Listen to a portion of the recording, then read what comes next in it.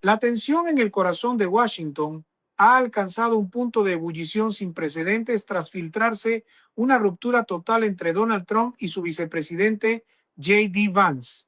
Lo que comenzó como una alianza estratégica para consolidar el movimiento conservador ha derivado en una fractura en vivo que amenaza con desmoronar el liderazgo republicano. Fuentes cercanas a la Casa Blanca confirman que la disputa estalló tras diferencias irreconciliables sobre la gestión de la crisis en Venezuela y la estrategia de intervención militar directa. Mientras Trump aboga por una toma de control absoluta y quirúrgica de los recursos energéticos del país caribeño, Vance ha expresado una cautela que el mandatario interpreta como una debilidad imperdonable frente a sus bases. Este enfrentamiento no es solo una cuestión de egos, sino una colisión de visiones geopolíticas que ha dejado al partido en un estado de parálisis táctica. Durante una transmisión oficial, los gestos de desaprobación y el silencio gélido entre ambos líderes confirmaron lo que muchos susurraban en los pasillos del Capitolio: la unidad del gran viejo partido se ha roto. Trump, conocido por su estilo de liderazgo disruptivo y sin concesiones, ha dejado claro que no permitirá que nadie, ni siquiera su mano derecha, obstaculice su agenda de reconstrucción hemisférica. La Casa Blanca ha comenzado a purgar las oficinas de asesores vinculados a Vance, en un movimiento que recuerda a las tácticas más agresivas de su primer mandato, pero con una ferocidad renovada. El detonante final parece haber sido la negativa de Vance a respaldar ciegamente la expansión de la doctrina Monroe, la cual Trump ha reconfigurado para legitimar el uso de la fuerza en defensa de los intereses económicos de Estados Unidos.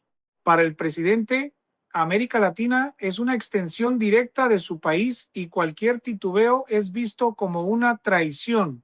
En este escenario de fractura, las facciones internas del partido han comenzado a alinearse, creando un avispero de lealtades divididas que podría comprometer las futuras operaciones en el extranjero.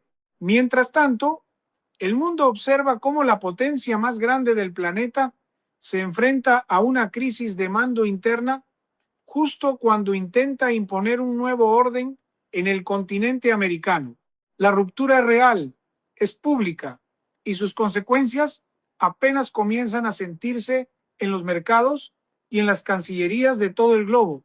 La fractura interna en el Partido Republicano ha dejado de ser un rumor de pasillo para convertirse en una guerra abierta por el control de la política exterior de Estados Unidos.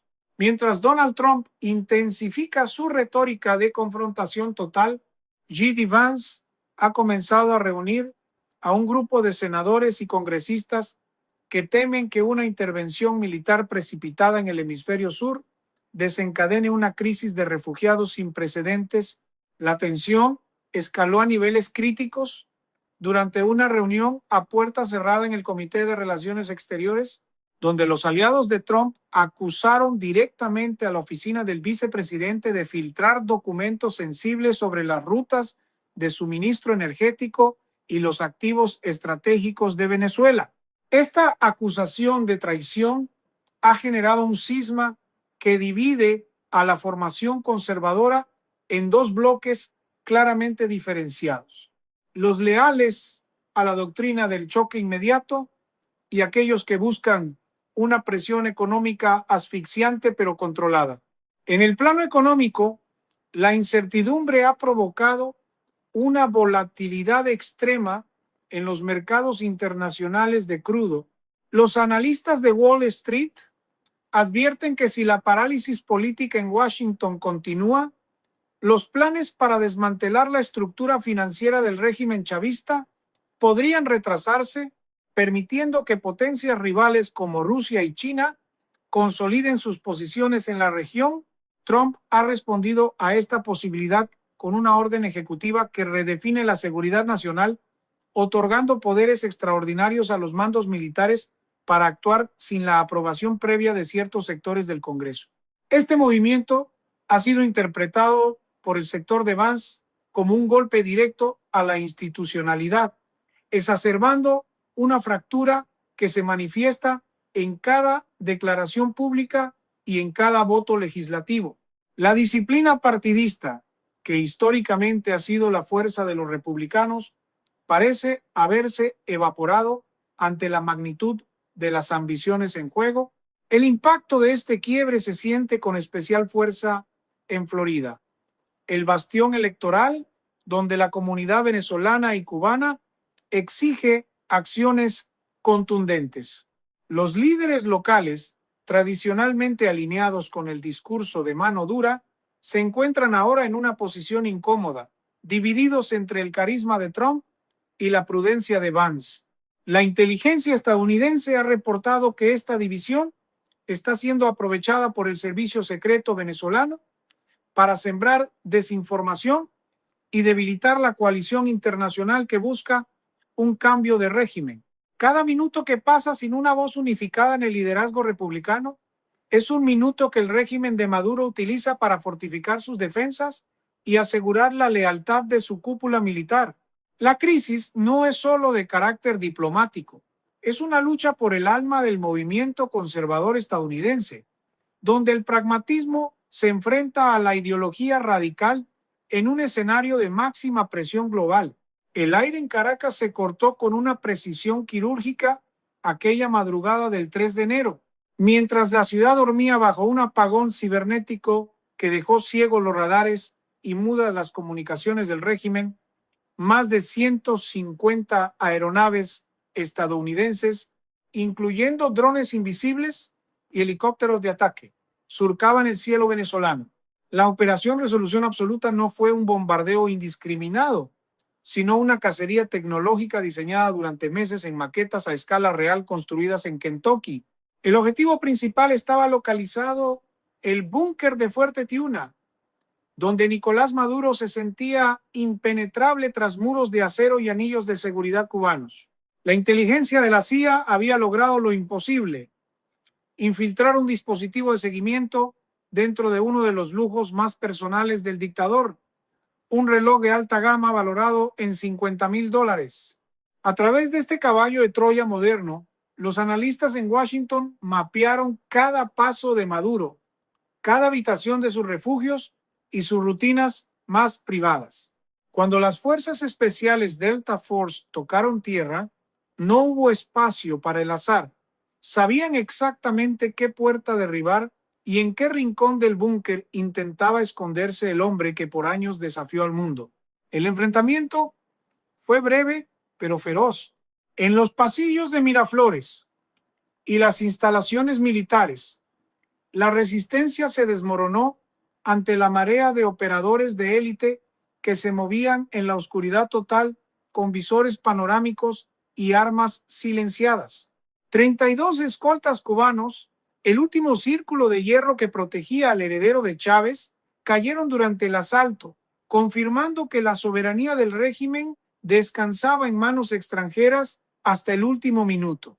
Maduro fue capturado junto a su esposa Cilia Flores, inyectado con un sedante suave y extraído en una maniobra que Donald Trump observó en tiempo real desde Mar-a-Lago, comparando la precisión del operativo con los hitos de la Segunda Guerra Mundial.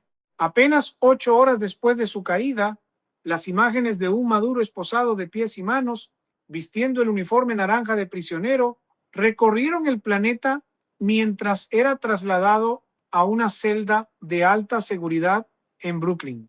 En su primera audiencia ante un juez federal en Nueva York, el otrora hombre fuerte de Venezuela intentó mantener una fachada de dignidad, declarándose inocente y alegando que seguía siendo el presidente constitucional, pero la realidad era otra.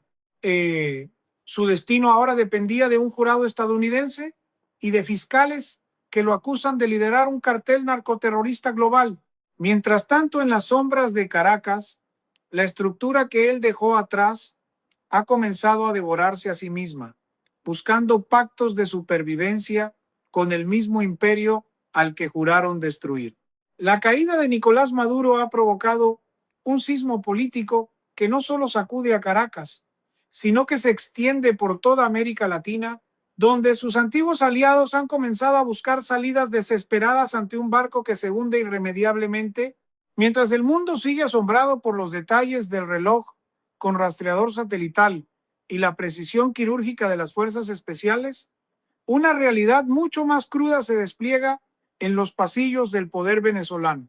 Figuras clave del chavismo, como Diosdado Cabello o Delcy Rodríguez, se encuentran hoy ante una encrucijada existencial. Mantener una resistencia suicida para proteger los restos del régimen o transformarse en los próximos delatores para negociar su propia supervivencia con Washington. La situación en el terreno es de un caos total. Los informes de inteligencia indican fracturas profundas en el alto mando militar, donde varios batallones han bajado las armas, mientras grupos paramilitares armados por el régimen intentan desesperadamente crear focos de insurgencia en las zonas más vulnerables. En el ámbito económico, la intervención de Estados Unidos no es solo un despliegue de fuerza militar, sino una ofensiva total contra el sistema financiero criminal que sostuvo a la dictadura. Analistas geoestratégicos coinciden en que la captura de Maduro es apenas el primer paso de un plan maestro para reconstruir la industria petrolera de Venezuela, la joya de la corona que fue saqueada durante décadas. Delegaciones de expertos en energía y administradores financieros de alto nivel han llegado al país para intervenir. PDVSA, la estatal petrolera, que Maduro convirtió en una lavandería de activos y una fuente de financiamiento para el narcoterrorismo. Las auditorías preliminares son devastadoras. Más del 70% de la infraestructura de extracción está en ruinas debido a la corrupción sistémica.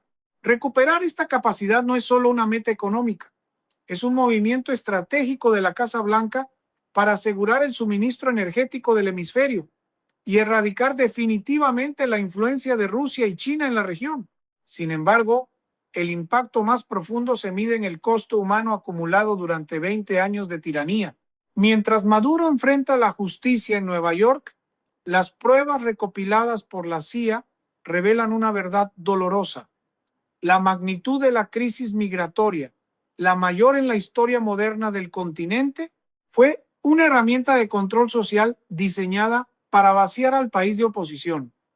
Los fiscales federales están preparando un expediente que va más allá del tráfico de drogas. Se trata de crímenes contra la humanidad.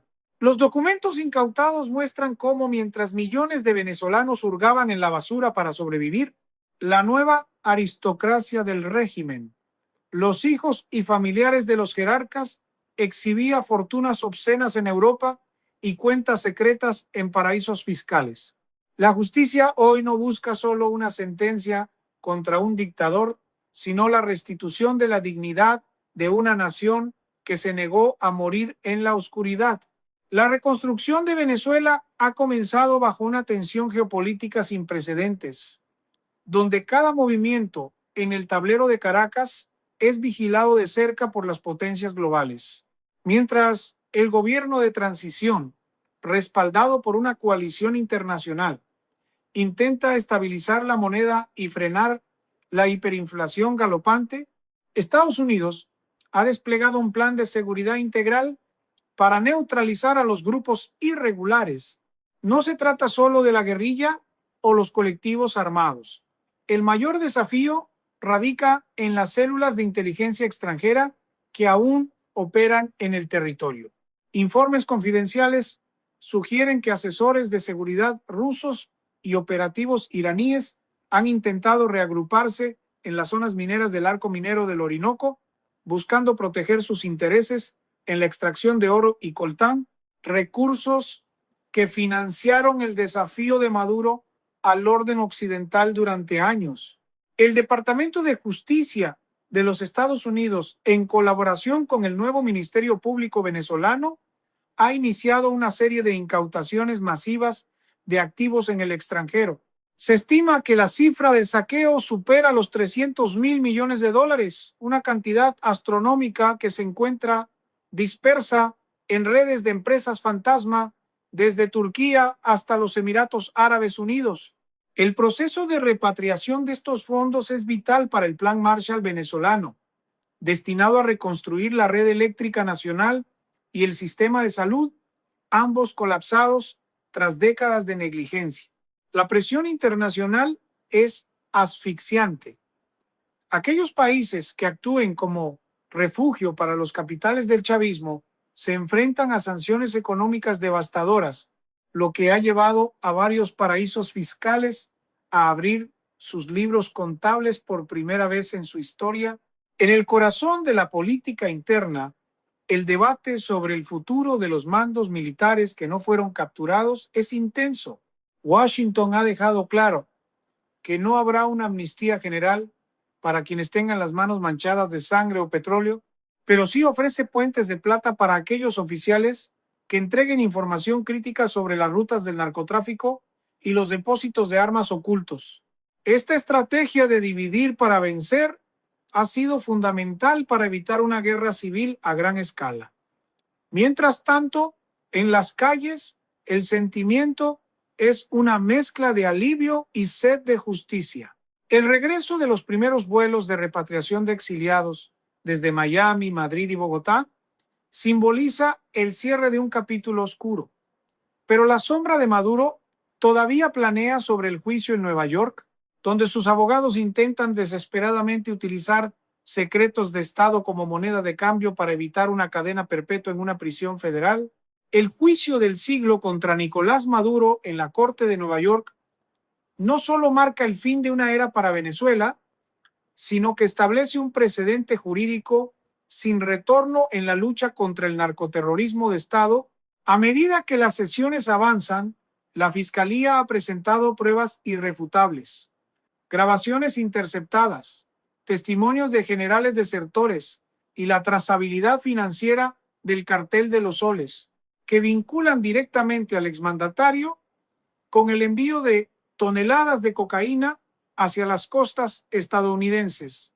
La defensa, debilitada por la magnitud de las evidencias, ha intentado apelar a la inmunidad soberana, un argumento que el juez federal ha desechado rotundamente, declarando que la soberanía de una nación no puede ser utilizada como escudo para el crimen organizado transnacional.